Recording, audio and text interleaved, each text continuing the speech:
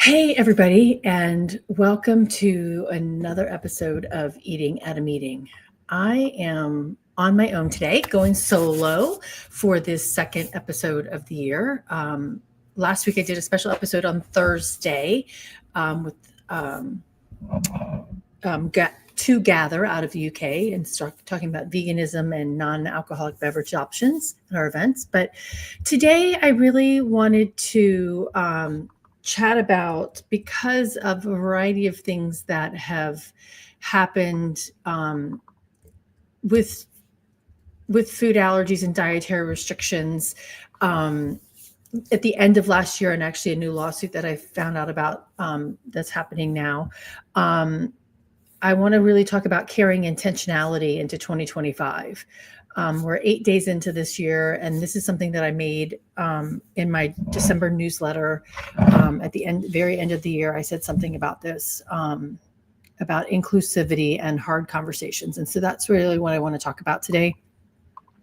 So in my newsletter last month, I had said that I asked my readers, newsletter followers, whatever you call that, what are they going to carry into 2024, leave behind in 2024 and carry forward into 2025.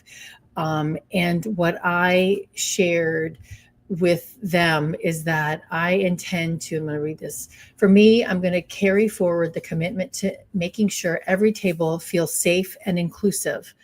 And I'm going to leave behind the moments of hesitation that I had when addressing difficult conversations and necessary conversations around food allergies, dietary restrictions, food safety, food waste. I can't even tell you how many conversations. I mean, they're hard conversations, but it's a necessity. And it really got me thinking, especially what I want to do for my clients and for myself and for the industry itself has to have these hard conversations. And they're hard because it takes a lot of work. But when we're thinking about food and beverage, when we're planning food and beverage for events, and I've said this numerous times, is that we have to be really intentional about it. And I say that because in a lot of the times, food and beverage is the last thing that we talk about, the last thing that we look at when we're designing our events. I know there are planners who don't do that, but for the most part, majority of the times food and beverage is an afterthought. And it's something that's talked about positively and negatively a lot. When we look at our end of the event surveys from attendees, like, oh, I didn't like this or whatever, right? But with it being probably the number one expense on our event line item budgets, why aren't we being more intentional about it? Why aren't we trying to create inclusion and safe experiences with the food and beverage that we're providing so that we're not losing attendees, so we're not wasting food and we're not wasting our budgets? I'm going to make a promise, and I know you've heard me speak about this for years now. I mean, this is actually my 15th year of business this year. And this is what I've been talking about for 15 years. But I promise to help continue to how we improve how we gather and nourish the people that we're serving. And that's with me educating you through this podcast, through education sessions that I'm doing at different events, such as Meeting Professionals International, Carolinas chapter on February 6th and 7th, a variety of different things. But it really hit me hard at the end of the year of how much work I've done and that we've made changes in, but how much work there still needs to be done. And that kind of brings me to the case of, Dominique Brown, who it really hit me hard with this, but she was attending an event. She was invited to this event, and they were serving her food and beverage, and she asked if it had contained any of her allergens, and they said no, and she ended up passing away at that event or in the hospital after that event, leaving that event because of her allergic reaction. And, lots of things have come out that we're still waiting for the autopsy and to get a lot more details about what actually happened that night. But it was said that she shared her allergy to the event organizers. And when she was having a problem with having an anaphylactic reaction, nobody really did anything to help her, and to making sure that she was safe. It really, who people were blaming the restaurant. People were saying that they did this on purpose. People were blaming the venue and the event host. And we can point fingers all we want, but we need to know the details first. But it does still beg for our adherence to safety protocols and creating inclusive experiences. Did that staff know what was in the food that they were serving her? When did she share her information about her dietary needs, and who collected that information, and what was done with that information? There's all of that data needs to be collected. But it also brings me to another case where I saw yesterday or the day before, Allergic Living did a story on it, that there is and this happened at a restaurant, not at an event, but he did share, and this happened back in 2023, but he did share that he had allergies to shellfish and he was eating pesto, and he ended up passing away. And I'm going to put that link in the chat here in the comments so you can so you can read it. But the family it's a wrongful death lawsuit against the hotel, which is the Cosmopolitan, the restaurant that's in the hotel, which is owned by Tao or owned and managed by Tao Restaurant Group, the EMTs, and for negligence on not being able to provide a safe experience. And that safe experience meant, saying that everything that he was eating was free of shellfish. Two, apparently, allegedly, people did not do anything when he's having an allergic reaction. And that's where the EMTs came into play on that, and how he was treated on that. But it all comes back to training and to responsibility and to understanding what we're serving our people, and making sure that the front of the house and the back of the house are communicating correctly, and that information is in the systems that people are looking at to order the food. It's looking at systems where the banquet event orders for an event, going back to the Dominique Brown case, did the banquet event orders actually have the ingredients or the allergens that were in the food? Was there anything notified in there that Dominique Brown had an allergy and that she shouldn't eat this kind of information? It begs for more training. It begs for more responsibility. And it begs for intentionality. And I was just having a conversation with a client who I'm going to manage food and beverage for, and really making sure that the food is labeled properly, right, going forward. And she wants to make sure that the food for her and the food for me, and it's made on it's made safely. It's delivered to us directly. It's not requiring us to go through a buffet where the labels are not correct, but making sure that those labels are correct when they go through the buffet. And I'm sorry. I'm so, I don't know if it's pent up frustration or whatever, but and I'm very, very passionate about this. And if you've listened to me for a while, you know this. This past summer when I did an event, my catering event manager, she pushed back on food allergy labeling. On our banquet event orders, I had put that because we had a person who was allergic to nuts, all nuts, could not be in the room with nuts. So we made multiple conversations with the hotel, with the chef. We knew that it was not a nut-free environment at the hotel, but because we had 95% of their meeting space and 95% of their sleeping rooms, they agreed to make sure that our event was completely nut-free. And so it was on our banquet event orders that the event would be completely nut-free. And when I walked into the staff room, I'm the first one there. No one else is on site yet. I walked into the staff room and there are bowls of cashews and bowls of almonds there for consumption for the staff. Immediately called my event manager and said, this needs to be removed immediately. I mean, it should not be started. Thankfully, that server, the next day when we were having our first food function event with the attendees, there were nuts in the muffins. And he was the same server that, helped me get rid of the nuts in the room before in the staff room. So he saw those nuts and he pulled it from the buffet, from the 2 buffets that we had. And he went back and he talked, and the pastry chef said, oh, I forgot. And again, this comes down to intentionality, and this comes down to being diligent about what we're doing. And when your documentation says, that there are no nuts to be served, there shouldn't be no nuts to be served. Who is doing the cross-referencing? Who's doing the quality assurance on that? Actually, last one of my podcast episodes, and I'll pull it up real quick, with Devin, let me find it real quick. We were talking about that. I mean, if we, Devin Pasha, I need to mute this before it comes on mute site.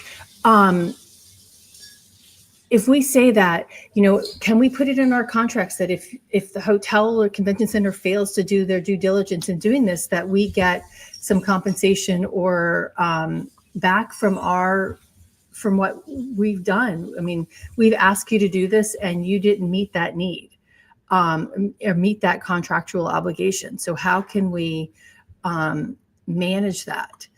And how can we put that responsibility back on you? I had one client sent me a contract clause that said, unless you tell us, 12 months in advance about food allergies or whatever it was, we're not responsible for anything that goes wrong.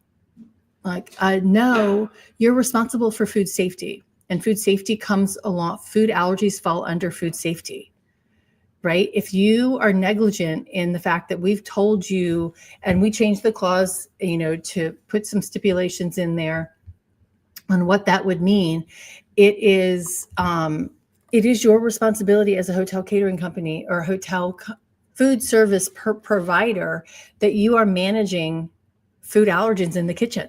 It is part of the food safety, food handlers certification from ServSafe and a variety of other ones. The Texas Sergio Lopez Food Allergen Awareness Act now requires all food handlers to have food allergy training before they step into the kitchen.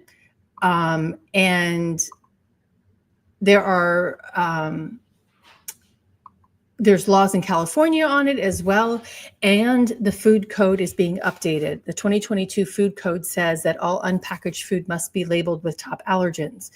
Only 6 or 7 states have started to adopt that code and are working on implementing what those standards will be. But are you in one of those states? What are you doing it? And here's, I'm going to put in the comments here, my interview with Devin, talking about how meeting planners are held to a higher, to provide certain things by certain times and by certain regulations that the hotel has or convention center has. But why can't we put that back on to them as well? We need clear communications and adherence to food safety protocols. So as a meeting planner, when you're talking to your catering companies, first and foremost, ask them about their health inspection score. Ask them how many people on their team have gone through the food handler certification program. Is it front of the house or just anybody on the front of the house? Have they done that? And then who on the back of the house has done that? And who has taken any food allergy training outside of just the food handler certification? Ask who on their staff is responsible for expediting the meals for people who have food allergies or other dietary restrictions.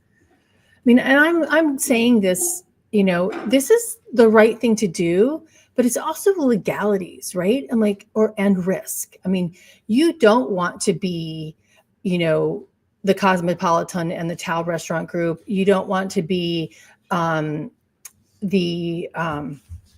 restaurant group that Dominique Brown and the company that she was attending an event with You don't want to be them being in a lawsuit, a wrongful death lawsuit. And then there's even going back to the there's a Disney Springs lawsuit in place where they're still collecting still collecting data and on what happened on that. And I had a conversation on that back in last year with Mary Vargas and Joshua Grimes and Ryan Gambala. They're 3 attorneys. And we were talking about that case. And this is a case, again, it was in a restaurant, not an event, but she did communicate her food allergies and to the restaurant team multiple times, asked questions about it, and she still passed away. And the coroner, the medical examiner's office, said that she had high levels of nuts and milk in her system when she passed away. But we talked about, the laws surrounding that, these 3 attorneys were looking at it. Disney claims that they're a landlord. Cosmopolitan Hotel could probably claim that they're a landlord for this case that's just being brought to, just been filed as well. So how does that impact us? All of its training, all of its responsibility, and all of its accountability and transparency. We need to know the food that we're serving. We need to know, being able to communicate that information to our attendees. And we need to be intentional about what we're doing. So again, as a meeting planner, if you're hiring a catering company, what are the questions that you're asking? Can we be more intentional about what we're serving? Can we create a more inclusive experience? My friend Erica, she's got a video that I like to share that she posted. She does a lot of them when she goes to conferences. And she said, I'm just a girl standing in front of a buffet looking at all the food that I can't eat because it's not labeled properly, or it doesn't have any kind of labeling at all, or everything that's offered doesn't include things that are gluten-free and dairy-free, right? I mean, your attendees are paying the same amount of money to attend in a conference as the person next to them. And that person next to them could probably eat everything. That's great. But if I'm paying the same amount of money to attend that conference and food and beverage comes in that registration fee, am I not worthy of having the same experience and getting a meal that's safe for me and that is of equal quality? And then my friends Kayla and they posted a video from a conference that we attended together, and they're both celiac, and they were eating fruit plate as dessert, and the tag on the video, and I don't know how to share that one, is this is what celiacs eat for dessert when they're at a restaurant or a conference, right? And I couldn't have done it any better. And it was just eating a plate of melon. And it's so true. But why do we have to do that? Why do we have to eat less than the person next to us just because we have a food allergy and because something would make us ill or potentially kill us? We have responsibilities. If you're going to be in the restaurant industry or the hospitality food service industry, we have to take responsibility for what we're doing and own it. And another reason to do this, besides not getting sued and besides not making somebody ill, is that you can make a lot of money at this, right? Why don't we take the opportunity to learn how to feed our attendees well so that we bring them back? Because hello, Wendy, and hello, Site India, who are on Instagram. I'm talking about intentionality in our food and beverage. Did I say Wendy? Alan? Wendy Porter events. Hello, Wendy.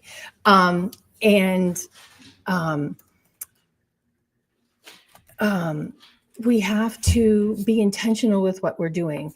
And I was talking about the revenue opportunities here, because the statistics show through a couple of different sources, Shandy at, oh my gosh,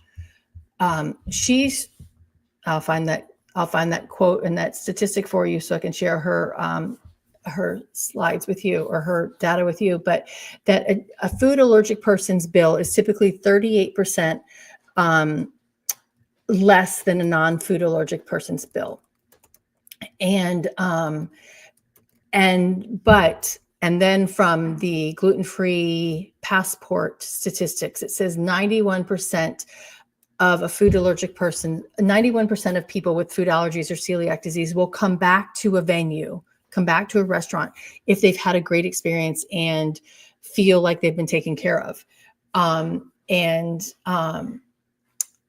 Certistar is Shandy's thing. And so think about that.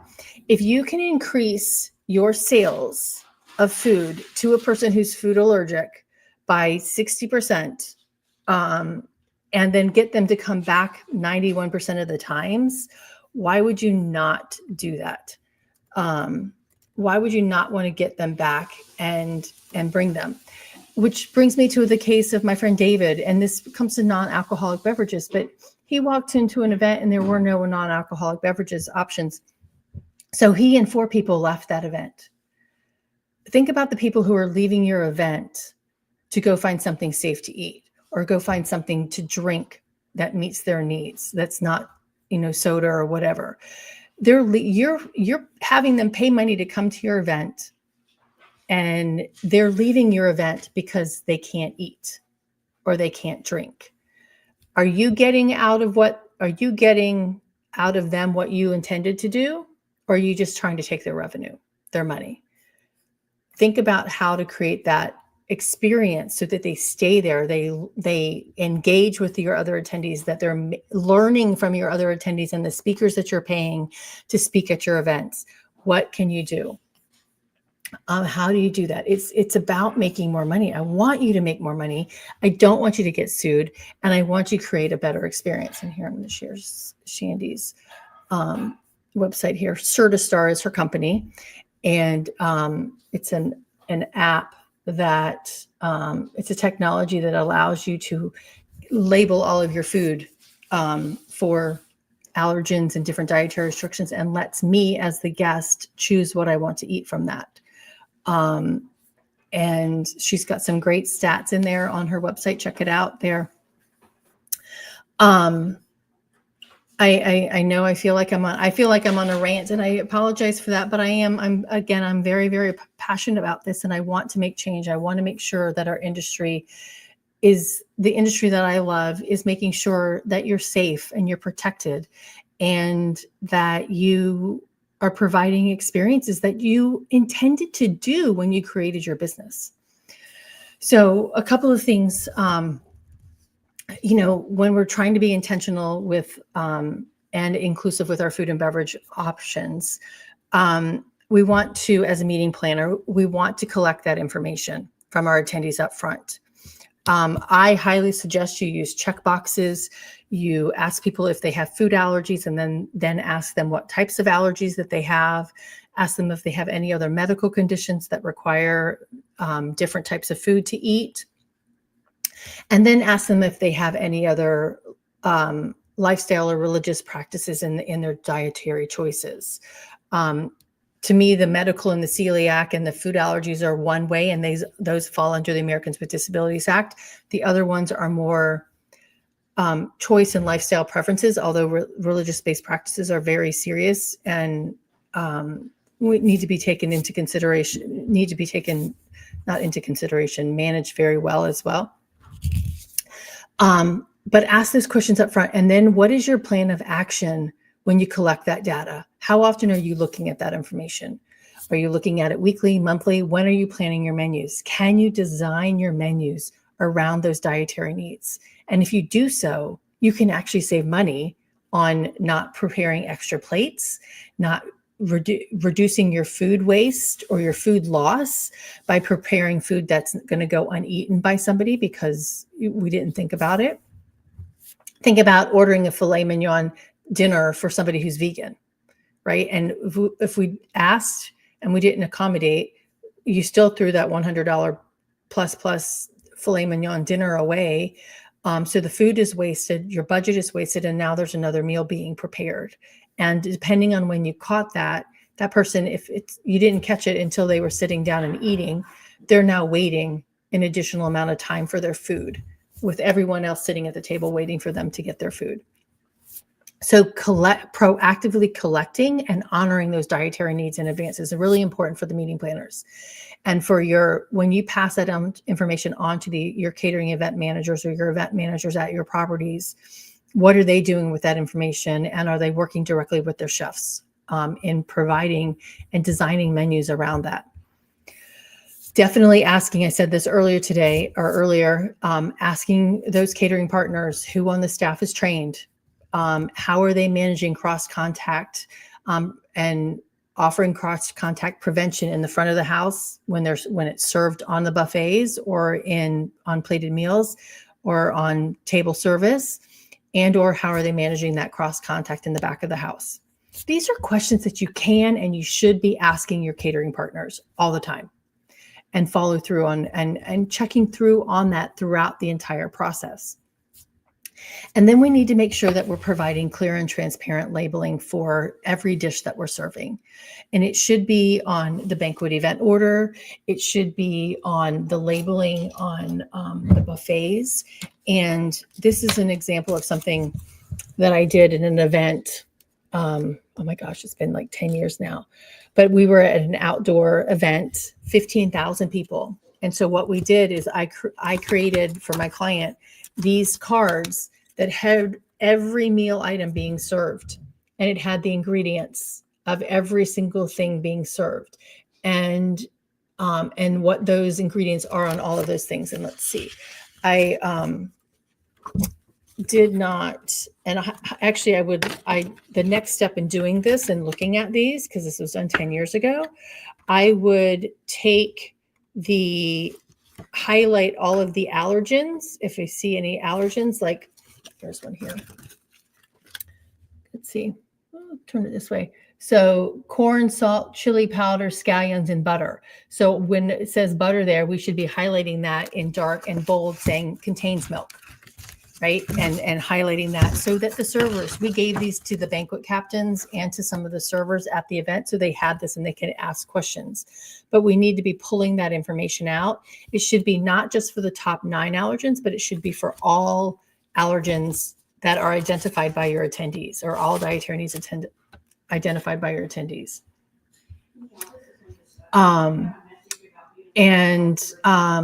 So my last thing that I'm going to leave on is leaving behind the hesitation.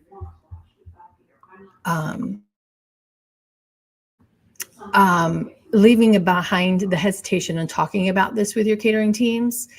I've been yelled at by chefs, asking questions about the front of the house, how it was labeled.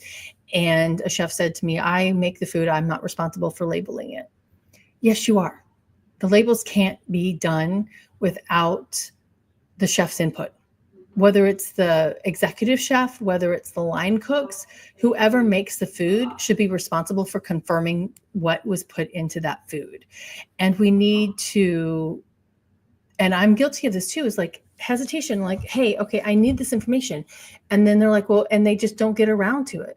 But we need to not be hesitant around that. We need to make sure that that information is provided, that information is clear, that information is accurate on those banquet event orders as well as on the labels.